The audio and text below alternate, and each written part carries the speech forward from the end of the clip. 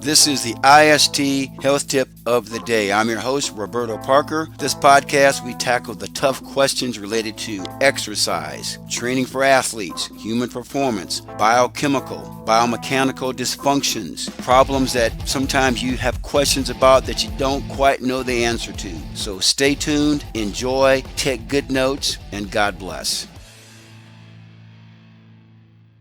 Okay, guys, for those of you that know me pretty well, you know I'm a huge Dave Ramsey fan. Two of the biggest issues we have in our civilization, our society, our country, the industrialized world, are finances and health. And the two are very inextricably linked, very much. Because if you don't have very good health, you can spend a lot of money trying to take care of your health, improve your health, or fight off disease. So the two are very much linked together. And it takes a lot of discipline to master both of those, to manage both of those. I've been following Dave Ramsey for years, and I do believe in his system. But I want to take it beyond that. Today I was reading a quote by him, and he was talking about some recent things with the student loan debt, which I'm not going to go into. I'm not going to talk student loan debt or politics here. But he was saying that getting out of debt is not a mathematic science issue, it is an attitude issue.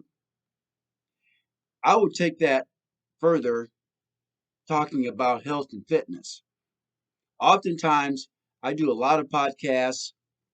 You probably have read books, watched videos, listen to people on the different science of how to eat, what to eat, the type of foods to eat, how to exercise, the type of exercise. Should you do CrossFit? Should you do yoga? Should you do Pilates?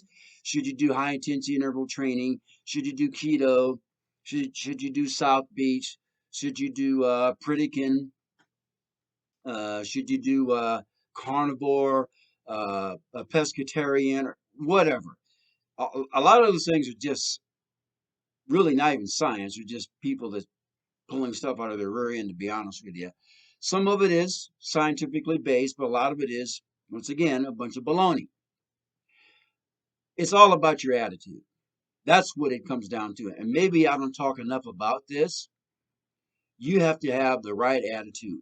Now, years ago, there's a movie called Heartbreaker Edge, one of my favorite movies with Clint Eastwood. He talks about improvise, adapt, and overcome.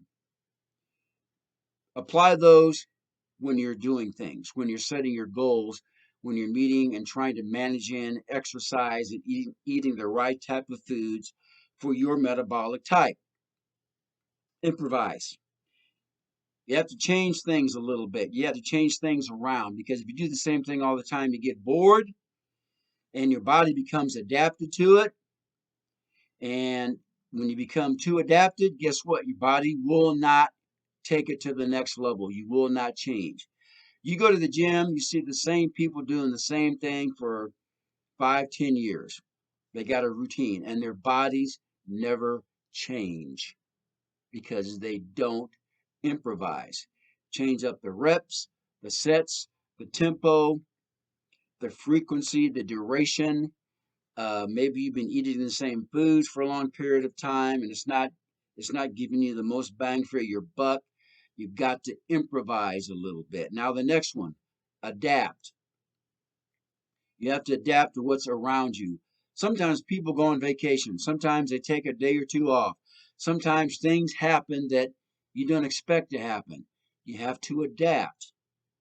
Now, I'll use myself as an example. I don't go on vacation very often, but when I do, I don't always go to the gym and work out, but I stay active. I'll, maybe do some push-ups in the hotel room or cabin if I'm staying out in the woods or something. Go for a nice long hike. I like being outdoors personally. So I kind of change it up. So maybe even getting back to improvising. But I adapt to what's around me. And I manage to get some sort of a training protocol in. Now it may not be real regimented as much as I would normally do, but I pretty much adapt to what's around me. Now the next one is going to be overcome. You got to overcome some obstacles in your life. A lot of people have hangups about training and exercise. They're emotionally attached too much to food. Don't get me wrong, I like eating good food.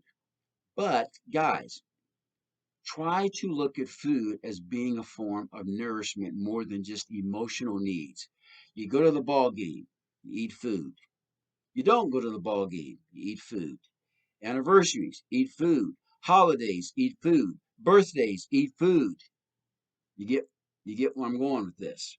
Always food, food, food, food. You have to overcome certain things and put some guidelines and put some boundaries on what you're doing. You've got to overcome your emotional attachment to food. Now, some people are attached to working out. I know people who work out too much, too much, too much, too much. You've got to, once again, go back to improvise a little bit and adapt to your surroundings. If you know your body and your body's starting to tell you things like, I'm not sleeping very well, I'm not eating very well, I'm having food cravings, I'm low energy, um, you need to change up some things. And I've talked about this before. I use the acronym sleep, energy, cravings, hunger, okay, and mood. Mood's another one. SMEC.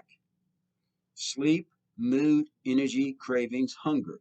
If any of those things are out of whack, you need to go back and do some reevaluation.